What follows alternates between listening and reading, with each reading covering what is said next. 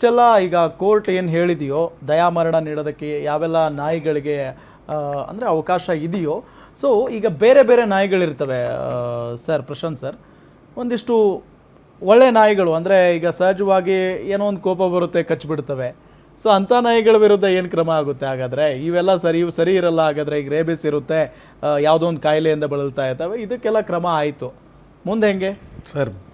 ನಾಯಿಗಳಲ್ಲಿ ಬೇರೆ ಬೇರೆ ಥರ ನಾಯಿ ಅನ್ನೋದೇನಿಲ್ಲ. ನಾಯಿ ಕಚ್ಚಿದ್ರೆ ಓನರ್, ಪೆಟ್ ಓನರ್ ನೆಗ್ಲಿಜೆಂಟ್ಲಿ ಆ ಲೀಶ್ನ ಏನೋ ಕಂಟ್ರೋಲ್ ತಪ್ಪಿದ್ರೆ ಸೆಕ್ಷನ್ 291 ಆಫ್ ದಿ ಭಾರತೀಯ ನ್ಯಾಯ ಸಂಹಿತ ಅದರಲ್ಲಿ FIR ಫೈಲ್ ಆಗುತ್ತೆ. ಆ ಸೆಕ್ಷನ್ 291 ಆಫ್ BNS ಇನ್ವೋಕ್ ಮಾಡ್ತಾರೆ.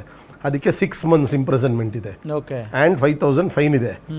ಮತ್ತೆ in the law of torts civil suit file ಮಾಡ್ತಾರೆ.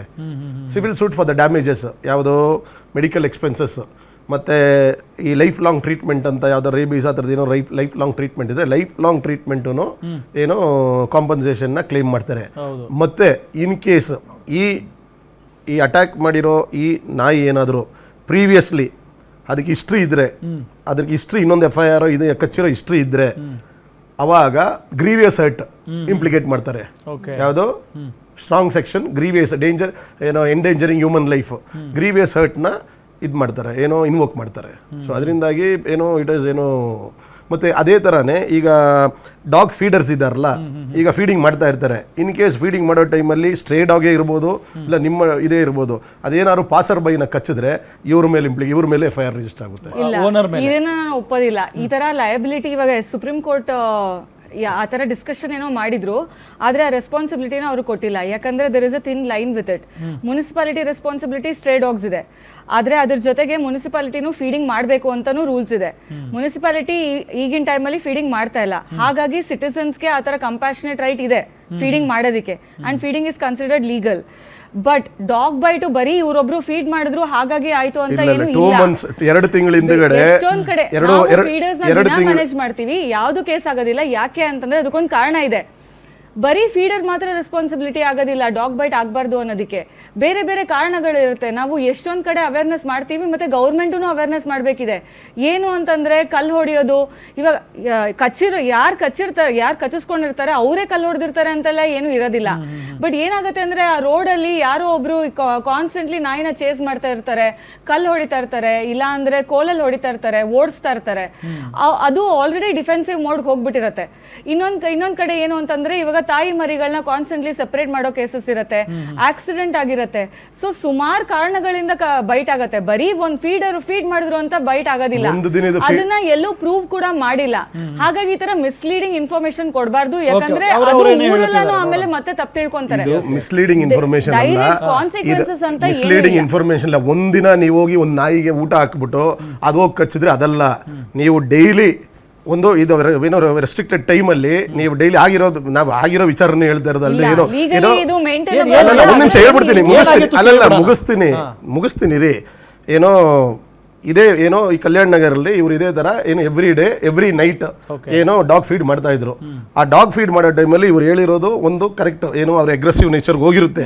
ಅಗ್ರೆಸಿವ್ ನೇಚರ್ ಆಲ್ರೆಡಿ ಹೋಗಿ ಏನೋ ಅಟ್ಯಾಕ್ ಮಾಡಿ ಕಚ್ಚಿದಾಗ ಅದು ಕಂಪ್ಲೇಂಟ್ ಆಗಿದೆ. ಕಂಪ್ಲೇಂಟ್ ಆದಾಗ ಲೀಗಲ್ ಕಾನ್ಸಿಕ್ವೆನ್ಸಸ್ ಯಾಕೆ ಹೋಗಿಲ್ಲ ಅದು ಅಂತಂದ್ರೆ, ಇವ್ರೇನು ಮಾಡಿದ್ರು, ಯಾರೋ ಈ ಫೀಡ್ ಮಾಡ್ತಾ ಇದಾರಲ್ಲ ಇವರು 1 ವರ್ಷದಿಂದ ಫೀಡ್ ಮಾಡ್ತಾ ಇದ್ದಾರೆ.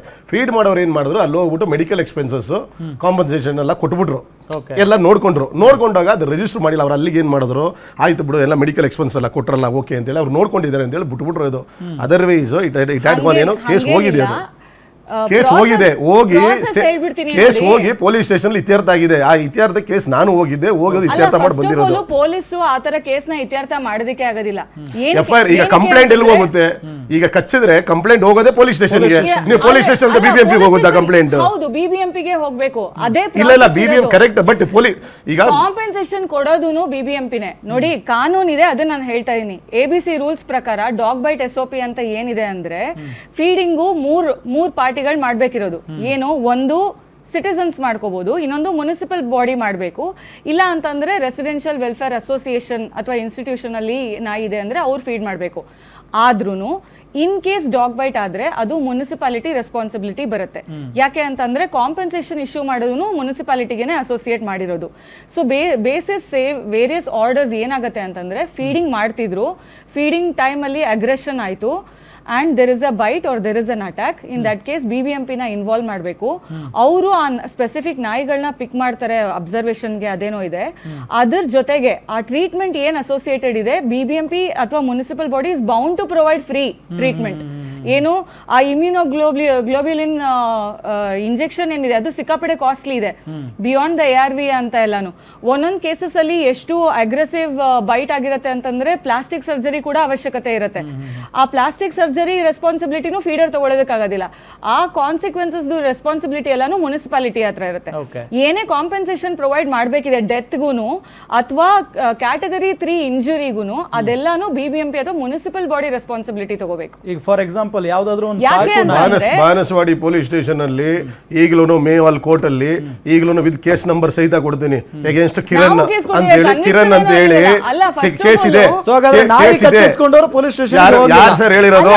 ಕೇಸೇ ಇದೆ ಮೆಜಿಸ್ಟ್ರೇಟ್ ಕೋರ್ಟ್ ಅಲ್ಲಿ, ಮೇವಾಲ್ ಕೋರ್ಟ್ ಅಲ್ಲಿ ಕೇಸೇ ಇದೆ. ಕೇಸ್ ನಂಬರ್ ಕಳಿಸ್ಕೊಡ್ತೀನಿ ನಿಮ್ಗೆ 1 ಅವರ್ ಅಲ್ಲಿ. ಆ ತರ ಎಲ್ಲ ಹೋಗಿದೆ. ಪೊಲೀಸ್ಗೆ ಜುರಿಸ್ಡಿಕ್ಷನ್ ಬೇರೆ ಕಡೆ ಇಲ್ಲ. ಇವರು ಏನೇ ಹೇಳಿದ್ರು SC ಆರ್ಡರ್ ಮತ್ತೆ ಕೋರ್ಟ್ ಟ್ರಯಲ್ ಕನ್ವಿಕ್ಷನ್ ಆಗೇ ಆಗುತ್ತೆ. ಇವಾಗ ನಮ್ ಗ್ರೂಪ್ ಅಲ್ಲೇನೆ ಆಲ್ಮೋಸ್ಟ್ ಒಂದು 500 ಫೀಡರ್ಸ್ ನಾವು ಮ್ಯಾನೇಜ್ ಮಾಡ್ತೀವಿ ಬೆಂಗಳೂರಲ್ಲಿ. 500 ಫೀಡರ್ಸ್ ಅಲ್ಲಿ ಈ ತರ ಸಿಚುವೇಶನ್ಸ್ ಆಗಿರೋದಿದೆ. ಆದ್ರೆ ಡೈರೆಕ್ಟ್ಲಿ ಇವ್ರು ಫೀಡ್ ಮಾಡಿರೋದ್ರಿಂದಲೇ ಈ ನಾಯಿ ಅವ್ರು ಕಚ್ತು ಅನ್ನೋದಿಲ್ಲ.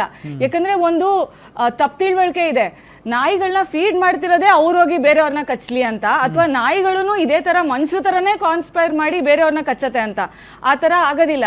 ಫೀಡಿಂಗ್ ಮಾಡೋ ಸಿಚುಯೇಷನ್ಸ್ ಅಲ್ಲಿ ಒಂದು ಇಂಪಾರ್ಟೆಂಟ್ ವಿಷಯ ಏನ್ ಹೇಳ್ತಾರೆ ಅಂತಂದ್ರೆ, ಫೀಡಿಂಗ್ ಟೈಮ್ ಸೆಟ್ ಮಾಡ್ಕೊಳ್ಳಿ ಅಂತ AWBIನೂ ಹೇಳ್ತಾರೆ.